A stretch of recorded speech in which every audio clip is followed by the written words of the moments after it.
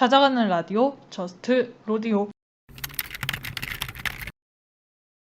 저스트로의 팀장 김자연이라고 하고요. 저희 이번 7월달 저스트로의 활동 주제가 성폭력 및 사이버 성폭력 예방이다 보니 이번 7월의 주제에 따라서 여기 저스트 로디오에도 이효린 사무국장님을 모시게 된 것 같아요. 좀 본격적인 인터뷰를 들어가는 데 앞서서 먼저 한국 사이버 성폭력 대응센터의 그 기관에 대한 간단한 소개와 어떤 역할을 하고 계신지 짧게 소개 한번 부탁드릴게요.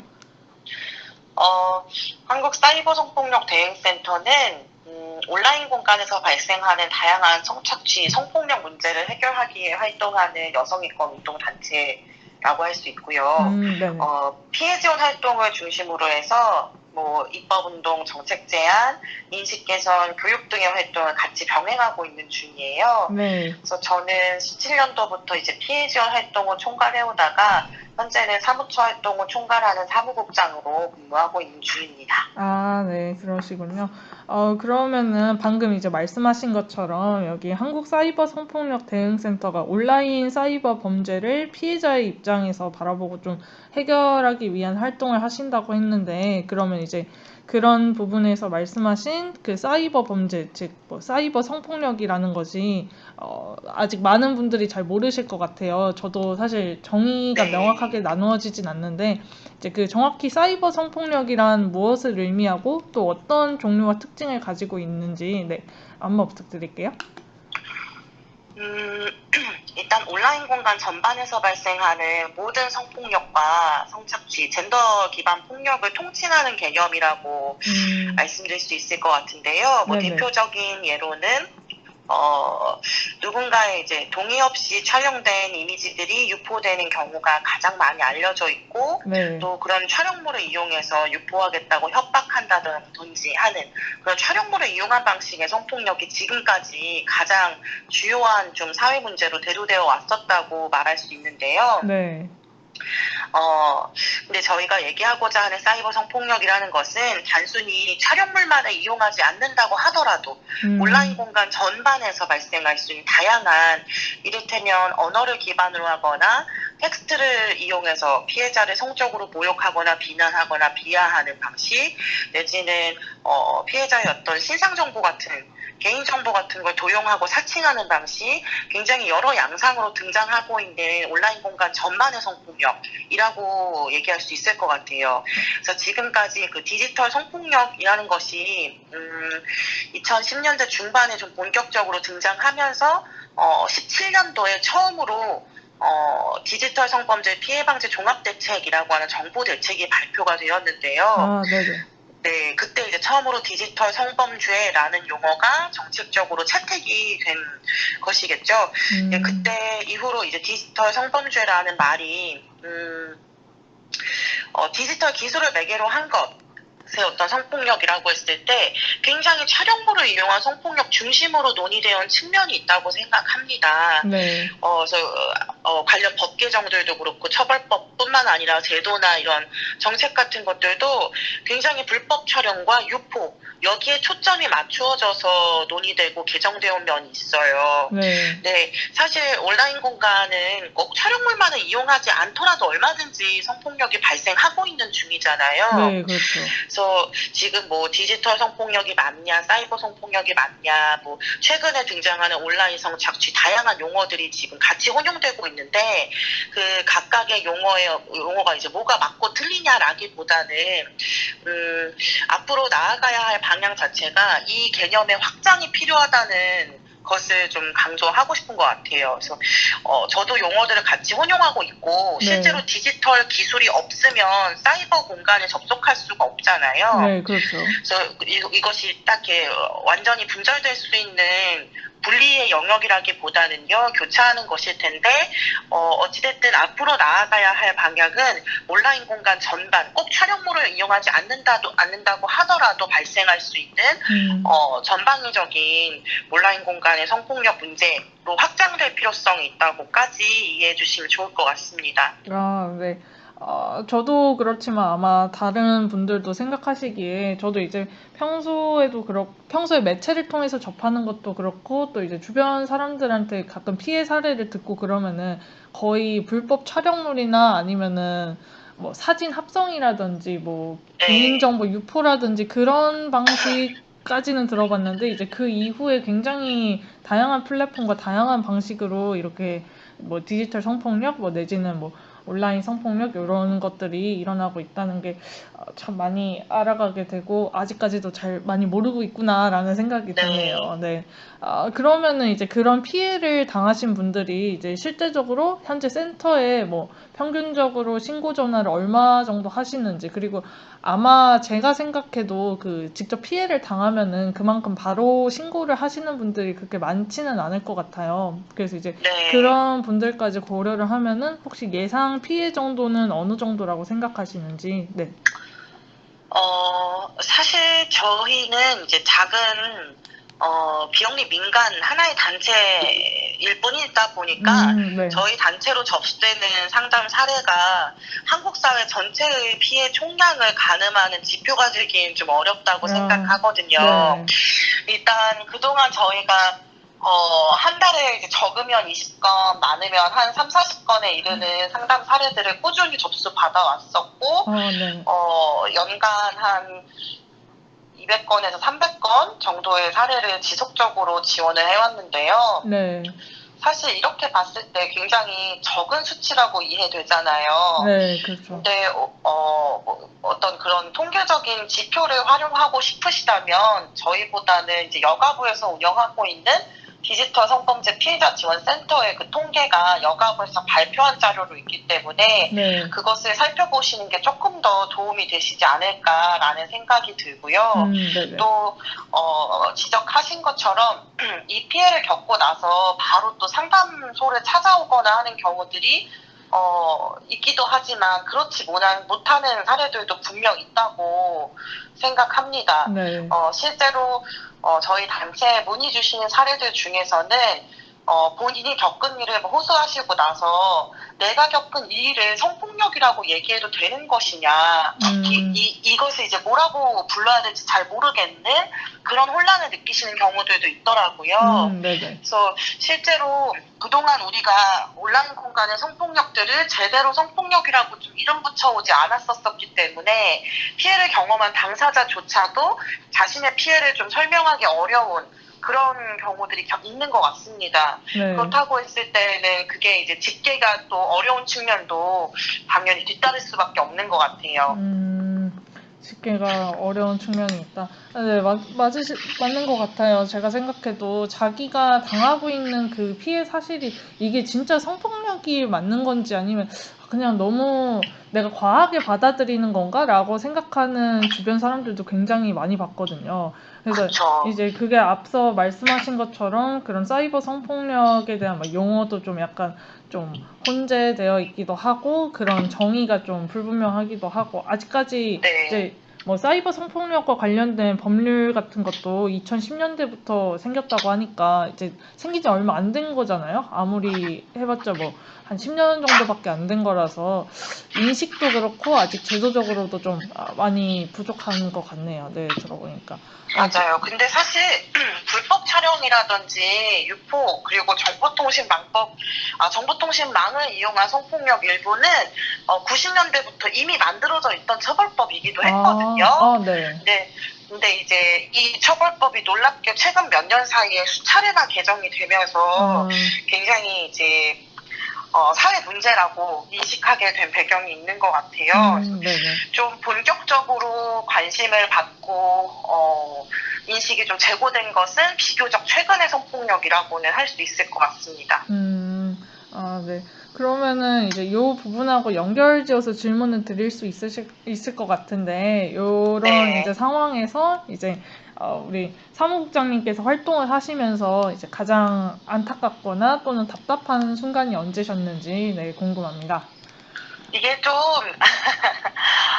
고민이 되는 질문이더라고요. 네. 이제 어떤 차원의 답변을 기대하시는 걸까? 뭔가 어떤 피해자의 상황을 대변해주길 바라시는 걸까? 뭐 아니면 제도적 한계 같은 걸 짚기를 바라시는 걸까? 좀 어떤 취지로 질의를 주신 건지 먼저 여쭤봐도 될까요? 아, 네네. 저희가 생각했을 때는 아무래도 종합적이기는 한데, 일단은 그냥 가장 피해자분들한테 신고가 들어왔을 때라든지, 아니면은 뭐, 뭔가 이게 문제가 심각하기는 한데, 해결을 하는 데 있어서 좀 한계를 느끼시면서 그런 안타까움이나 좀 답답함? 이런 거를 느낀 순간이 언제신지, 네, 그런 측면에서 저희는 조금 궁금했었던 것 같아요. 그쵸. 이 폭력에서 대표적인 특성이 아무래도 또 특히 촬영물을 이용한 성폭력의 경우에는 재현성이잖아요. 네, 그렇죠. 이게 이제 과거에 있었던 일로서 종결된 뒤에 사후 조치를 하는 것이라기보다는 계속 그렇죠. 진행되는 과정에서 대응을 네. 일일이 해야 하는 어려움이 뒤따르니까 피해의 끝을 말하기 힘들다는 지점이 기존에 있어 왔었던 전통적 의미의 성폭력과 크게 좀 차별되는 지점이라고 생각하거든요. 네, 맞아요. 그 말인 즉슨 피해가 끝이 없으니까 지원도 끝이 없는 거예요. 계속 지원해야 하고 상시적으로 삭제하거나 법적 대응을 하거나 이런 조치가 필요한데 사실 우리가 가진 자원 너무나 한정적이잖아요. 네. 그 상황에서 당사자의 피해는 끝이 없다고 했을 때 당연히 어떤 한계나 무력감 등등등을 느낄 수 있다고 느껴왔던 것 같고요.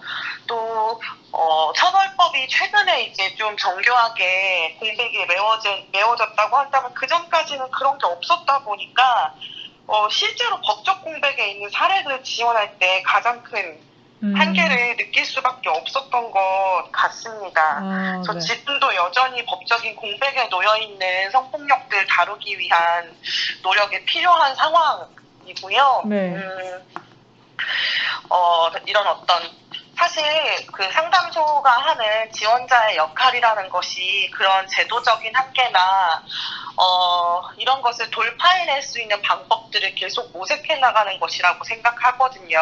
네네. 그것이 저의 역할이자 뭐 사명이라고도 생각하는데 그럼에도 불구하고 이제 원래 변화는 좀 더디잖아요. 네, 그렇죠. 내가 바라는 만큼 당장 막 다 바뀌지 않으니까요. 네, 어렵죠. 네, 그런 더딘 변화 속에서 피해를 지금 온몸으로 감당해내고 있는 당사자와 함께 그것을 헤쳐나가는 과정에서 크고 작은 지난한 것들을 밟아왔던 것 같습니다. 네. 맞아요. 사이버 성폭력의 특징이라고 하면은 아무래도 이제 방금 말씀하신 것처럼 어떤 한순간에 머물러 있어서 사후 처리를 한다라기보다는 이게 그 범죄가 계속해서 어딘가의 인터넷상에서 또 현재 진행형일 수도 있으니까 그 지원이 이제 계속해서 이루어져야 된다는 말에 정말 공감이 많이 되는 것 같아요. 그리고 이제 법적 공백 같은 경우에도 너무 공감이 많이 되는 부분이고 듣는 저도 마음이 아프네요.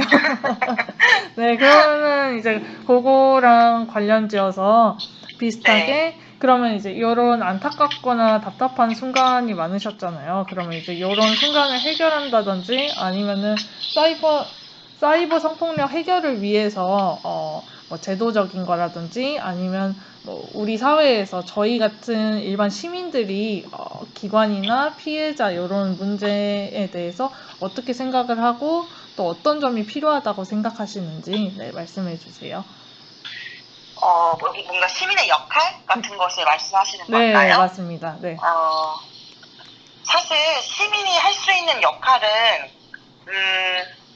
가해를 예방하는 것만이 저는 효과성이 있다고 생각하는데요. 네네. 그러니까 피해라는 것이 조심한다고 해서 안 일어날 수 있는 것이 아닐 뿐더러 이 폭력의 특성상 당사자가 인지하지 못하는 방식으로 발생하기 때문에 가해를 저지르지 않도록 하는 방식의 예방만이 효과적이라고 생각하거든요. 네. 그래서 추가적인 피해가 더 이상 발생하지 않도록 하는 환경을 구성하는 것이 시민이 할 수 있는 주체적인 역할이라고 생각하고요. 네. 그러려고 한다면 온라인 공간이라는 것을 이제는 인터넷 공간 없이는 우리가 일상을 살기 너무 힘들잖아요. 불편하잖아요. 네, 특히 이제 그렇죠. 코로나 이 시국에 네. 언택트라고 할 만큼 그런 온라인 공간에서 활동하는 것이 일상적인 공간이 되었는데요. 네. 그렇다고 한다면 온라인 공간 또한 사람들이 살아가는 일상 공간이라고 하는 관점으로 접근해야 한다고 생각하거든요. 네. 그래서 현실 세계에서 인간들끼리 이제 안전하게 살기 위해 만들어 놓은 어떤 윤리나 규범이나 원칙이나 이런 것들이 있는 것처럼 온라인 공간에서도 안전하게 살기 위한 윤리 규범 같은 게 어떤 시민성이라는 것이 만들어질 필요가 있다고 생각합니다. 그러니까 과거에 있었던 네티켓이라는 개념 있잖아요. 네. 그 인터넷 예절 그것에서 좀 한 차원 더 올라가서 현실 세계에서 남의 치마 속을 함부로 보면 안 되는 것처럼 온라인 공간에서도 그런 것이 이제 허용되지 않는 그런 문화가 어떤 보편적인 가치로서 합의되고 확립될 필요성이 있다고 느끼는 것 같고요. 네. 그런 것을 만들 수 있는 건 사실 시민이잖아요. 시민 개개인들의 변화가 곧 그런 문화를 이룰 수 있는 것이라고 생각해서 네. 그런 역할을 해주는데 단호한 목소리를 내는 혹은 기꺼이 연대하고 참여하고 동참하는 그런 주체들이 더 많아져야 한다고 생각합니다. 아, 네. 굉장히 생각해보면은, 가장 기본적이고 가장 의무라고 여겨질 만한 그런 것들인데, 좀 그런 기본적인 것들이 안 지켜지지 않나라는 생각이 들어요. 그래서 저 스스로도 굉장히 반성이 많이 되고, 좀, 나는 인터넷 강령을 잘 지키고 있는가라는 생각도 들고요. 네. 네, 근데 저희의 이런 컨텐츠를 통해서 조금이나마 그런 인식을 개선하는데 도움이 됐으면 참 좋겠다라는 생각이 드네요. 아, 네, 맞아요. 그러면은 이제 마지막 질문으로 이제 약간 좀 분위기를 바꿔서 지금까지 굉장히 많은 활동을 하셨는데 그러면은 가장 뿌듯하거나 아니면 기억에 남는 활동이 어떤 게 있으신지. 네. 뭘 말하면 좋을까 좀 고민스러운 것 같아요. 네. 저희는 이제 현장이라고 불리는 곳에서 활동하고 있는 활동가들이다 보니까 네. 매 순간 어떤 절망을 목격하기도 하고 또 어떤 성과를 직접 보기도 하고 그런 것 같아요. 네. 그래서 이런 어떤 기쁨과 절망이 계속 반복되는 여정에 있다는 생각이 드는데요. 네. 글쎄요, 기뻤던 것 아무래도 실제로 사회의 변화를 마주한 순간들이 아닐까 싶거든요. 네. 근데 그게 되게 여러 차원일 것 같은데 또 뭐 단편적으로는 뭐 법이 개정됐다든지 어떤 계속 요구해 왔었던 정책이 시행된다든지 이런 것이 큰 어떤 의미로서 성과라고 기쁘게 여길 수 있는 것이기도 한 것 같고요. 네. 그 밖에 실제로 저희가 활동하는데 주요한 동력이 되기도 하는 인상적인 에피소드들은 아무래도 피해 당사자와의 경험이 좀 많은 것 같아요. 네네. 피해를 겪어내고 있는 당사자가 장기 상담이 많다 보니까 몇 번 상담하고 마치는 게 아니라 오랫동안 관계를 유지하게 되잖아요. 네, 저희와 그 내담자가. 네. 근데 그 내담자가 어떤 피해 회복이라고 좀 부를 수 있을 만한 그런 경험들을 하게 된다든지 그런 변화들을 우리에게 이제 알려준다든지 그랬을 때에 체감하는 어떤 감동적인 순간이 제일 큰 것 같기는 한 것 같아요. 그래서 어떤 과거에 내가 너무나 이 피해 때문에 힘들었던 시절들을 이제는 내가 재해석하게 됐다든지 심지어 저는 피해를 겪은 당사자가 저한테 이 피해를 겪어서 다행이라고 말하는 것을 들은 적이 있거든요. 네. 이 피해를 겪은 사람이 아니고선 절대 할 수 없는 말이잖아요. 그렇죠. 이걸 내가 겪어서 다행이다. 그래서 그렇게 말했었던 그분의 그 배경은 옛날에는 이런 일이 세상에 있는지도 몰랐었다는 거예요. 그리고 성폭력이라는 게 말로만 들었지 존재하는지도 몰랐고 내가 당사자가 될 거라고 생각도 안 했고 이것이 이렇게 구조적인 문제이고 밑바탕부터 어떤 가부장제 아래 이런 성차별 문화 때문이라는 것도 몰랐고 이런 것에 대응하고 있는 활동가들이 있다는 것도 몰랐고 아무것도 몰랐는데 내가 이 피해를 경험했기 때문에 세상을 보는 눈이 바뀌게 되었다. 그래서 예전보다 내가 더 나은 사람이 된 것 같다라고 말씀하시면서 이 피해를 겪은 것을 하나의 자원으로 여기시더라고요.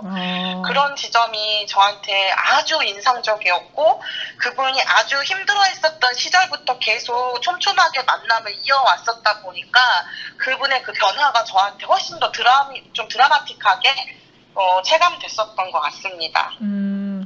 저도 그 말씀은 굉장히 큰 울림으로 다가오는데요. 정말 생각도 못한 그런 인식의 전환인 것 같아요. 그렇죠. 네, 맞아요. 정말로 활동하시면서 여러 가지 감정을 많이 느끼시고 또 그렇게 힘든 피해자분들을 위해서 활동하신다 생각하니까 저희도 참 멀리서나마 응원하게 되고 또 감사하게 여겨지는 것 같네요. 네, 그러면은 이제 시간이 많이 지나다 보니까 이제 인터뷰는 요 정도에서 마무리를 해야 될 것 같은데 일단은 저도 너무나도 많은 지식을 알게 된 너무 값진 시간이었고요. 짧았지만 네, 바쁘신 시간에도 이제 시간 내주셔서 저희 인터뷰에 응해주신 이제 이효린 사무국장님께 진심으로 너무 감사드립니다. 네. 별 말씀을요. 사이버 성폭력 인식 개선과 여러 가지 해결을 위해서 저희도 많은 노력을 할 테니까 여기 한국 사이버 성폭력 대응센터와 저희 법무부 저스티스 서포터즈에도 많은 관심 가져주시길 바라면서 네, 오늘 인터뷰는 여기까지 마무리를 하도록 하겠습니다. 네, 알겠습니다. 네, 진심으로 감사합니다. 네, 고맙습니다.